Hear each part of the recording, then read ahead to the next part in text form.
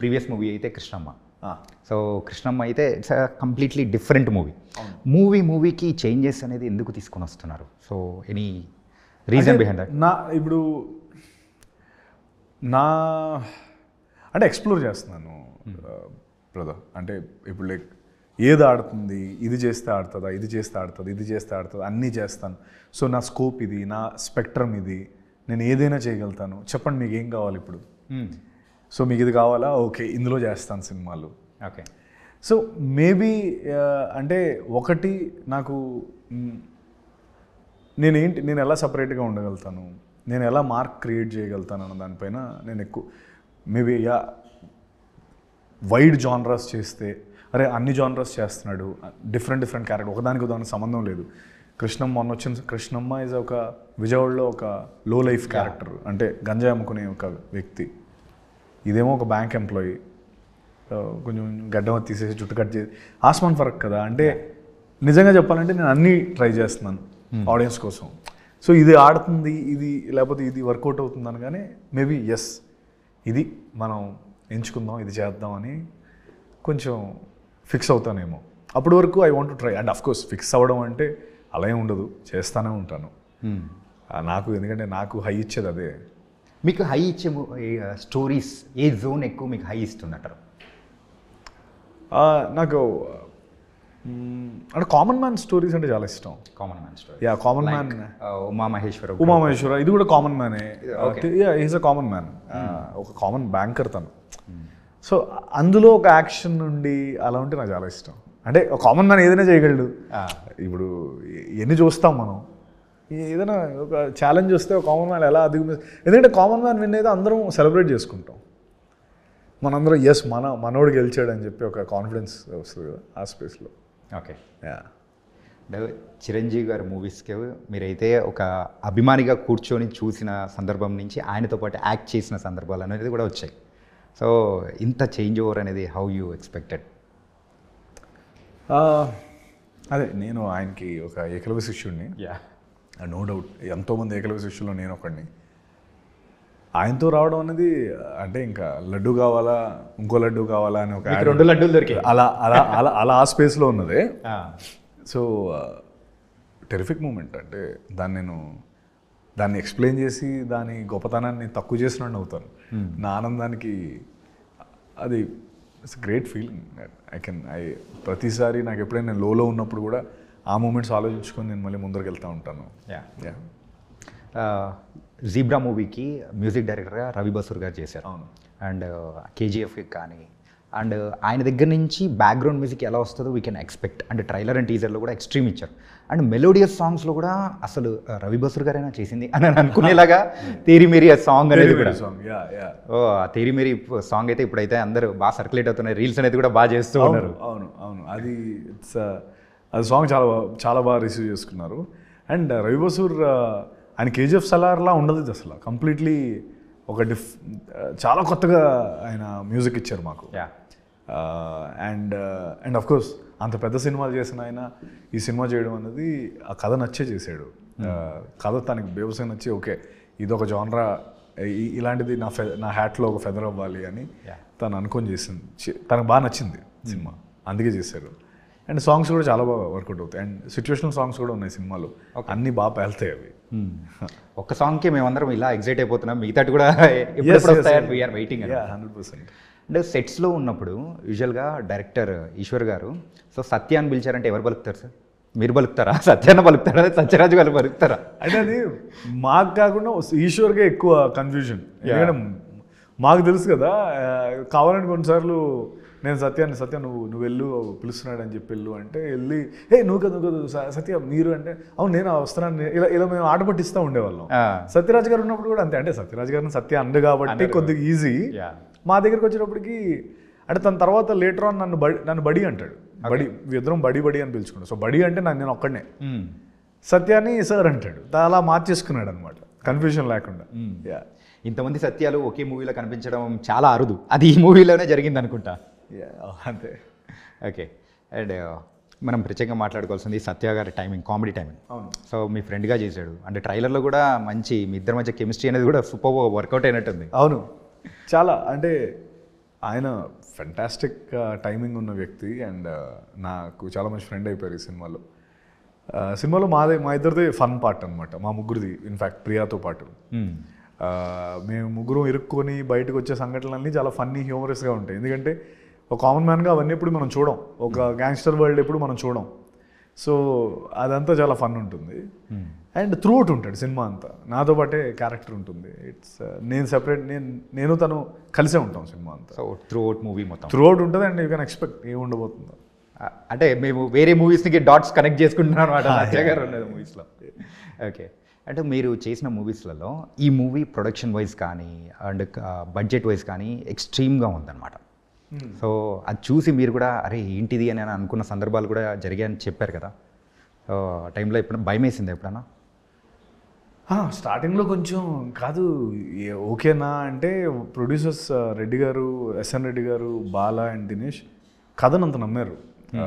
Hats off to them. ఎందుకంటే వాళ్ళు straight అవే సత్య మనం లేదు నువ్వు వరి అవ్వకు, మేము సినిమా కోసం పెడుతున్నాం, నీకు సంబంధం లేదు ఇది అని చాలా నాకు ధైర్యాన్ని ఇచ్చారు వాళ్ళు.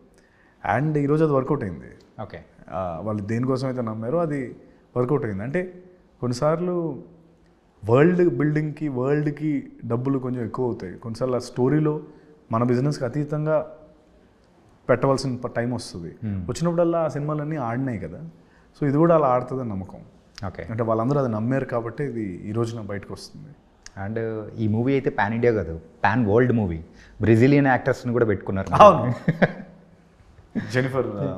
జెనిఫర్ తను బ్రెజిలియన్ యాక్చువల్లీ. మన దాంట్లో తెలుగు తనే డబ్బింగ్ చెప్పింది కూడా. రియలీ? యా. ఓకే, తనే డబ్బింగ్ చెప్పింది. అంటే నా వరల్డ్లో షీలా అనే క్యారెక్టర్ తనకి మంచి నెక్ టు నెక్ ఉంటాయి మా సీన్స్ అన్నీ కూడా. It's come out really well. She's a brilliant. అంటే మేము ఇద్దరం ముందు రామ్ సేతు చేసాం. Ram Setu, okay, second movie with her. Yeah. అంటే నాకు తెలియదు తను ఈ సినిమాలో వస్తుందని. అక్కడైతే రామ్ సేతు చేసాం ఆల్రెడీ, అందులో చిన్న రోల్ ఉంటుంది తనది. ఇప్పుడు ఇందులో సడన్గా చూసి నువ్వు ఇక్కడ అంటే నువ్వేంటి ఇక్కడ. నైస్. అండ్ మెయిన్గా ఈ మూవీ స్టోరీ అంతా ట్రైలర్ అండ్ టీజర్ చూసిన తర్వాత సో ఒక మనీ గురించి చుట్టూ జరిగే ఒక మూవీ, ఆ వరల్డ్ని కూడా బిల్డ్ చేసుకున్నారు ఎవ్రీథింగ్. సో మీరు ఎప్పుడైనా ఎవరికైనా మనీ ఇచ్చి మోసపోయిన సందర్భాలు కానీ ఇలాంటివి ఏమైనా ఉన్నాయా? రూపాయినా ఉండొచ్చు.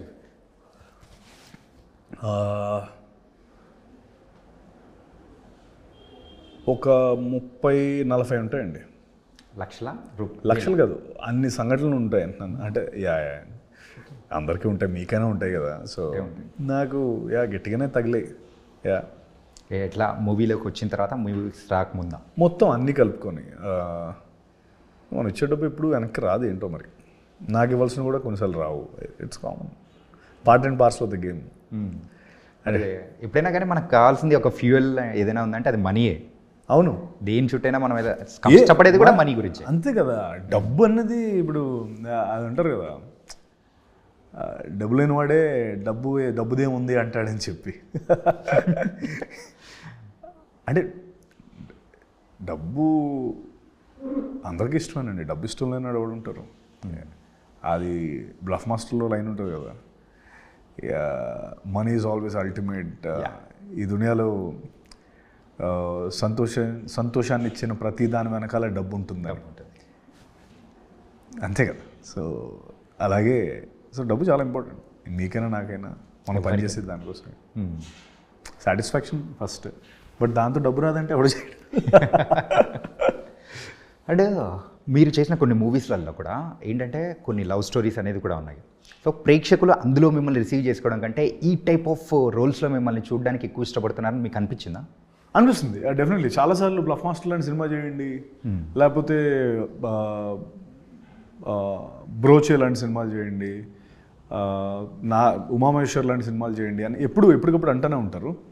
అయితే ఇట్స్ లైక్ ఏదో ఒక్కటని కాదు, చేసినవన్నీ కూడా మళ్ళీ చేయమని అడుగుతూనే ఉంటారు. అయితే ఈ టైప్ ఆఫ్ ఫిల్మ్స్ ఏంటంటే బ్లఫ్ మాస్టర్ కొంచెం ఎక్కువ కనెక్ట్ అయింది కదా బాగా. సో దీనివల్ల అండ్ ఉమామహేశ్వరరావు కూడా అంతే కనెక్ట్ అయింది. ఉమామహేశ్వర రూపస్య కూడా దానికి డబుల్ ఇంపాక్ట్ ఇచ్చింది. మహా hats off to him for that film. And మేమిద్దరం మళ్ళీ ఇంకో సినిమా చేస్తున్నాం, అది వేరే విషయం. రియలీ? ఓకే. ఎప్పుడు బ్రో ఈ ఫుల్ బాటిల్ దాని తర్వాత? ఫుల్ బాటిల్ తర్వాత కెన్ ఎక్స్పెక్ట్. ఏంటంటే ఉమామహేశ్వర ఉగ్రరూపస్య మూవీ గురించి ఈవెన్ మా ఛానల్లోనే ఐ డ్రీమ్లోనే టీఎన్ఆర్ గారితో ఇంటర్వ్యూ చేశారు మీరు. అవును అవును. యా, అదేంటంటే ఆ ఋతువుల గురించి చెప్పేటప్పుడు అమ్మాయి ఆ ఋతువు వెళ్ళిపోయేటప్పుడు ఆ కనెక్టివిటీ, వసంత ఋతువు, శరద్ ఋతువు Yeah. కాన్సెప్ట్. సో అది ఎంత అంటే ఎన్ని లక్షల మంది చూసారో అనమాట. ఇప్పటికీ వన్ ఆఫ్ మై ఫేవరెట్ అనిపిస్తుంది. అది మహా చేశాడండి. నేను ఓన్లీ ఎక్స్ప్లెయిన్ చేశాను అంతే. బట్ ఆ కాన్సెప్ట్ అంతా తను అలా అనుకొని చేసాడు. అంటే నేను అంత క్లియర్గా మాట్లాడగలిగానంటే నాకు అంత క్లియర్గా తను చెప్పాడు. ఇది ఇది ఇది ఇది ఎందుకు ఈ టైంలో ఈ పూలు పూస్తాయి, ఈ పూలు వెళ్ళిపోయి ఈ పూలు వస్తాయి. సో ఫస్ట్ అమ్మాయి ఏమో జ్యోతి క్యారెక్టర్, తర్వాత స్వాతి క్యారెక్టర్ ఫస్ట్ వెళ్ళిపోద్ది. తర్వాత వర్షంతో పాటు తను వెళ్ళిపోతుంది. తర్వాత వచ్చే ఋతువులో జ్యోతి క్యారెక్టర్ వస్తుంది, ఆ పూలు దానికి సింబాలిక్ మెటఫర్. ఇవన్నీ తను అనుకొని పెట్టి అవి పే ఆఫ్లో చేసిన థింగ్ అది. ఎప్పటికప్పుడు ఫాదర్ క్యారెక్టర్ మాట్లాడుతూ ఉంటాడు,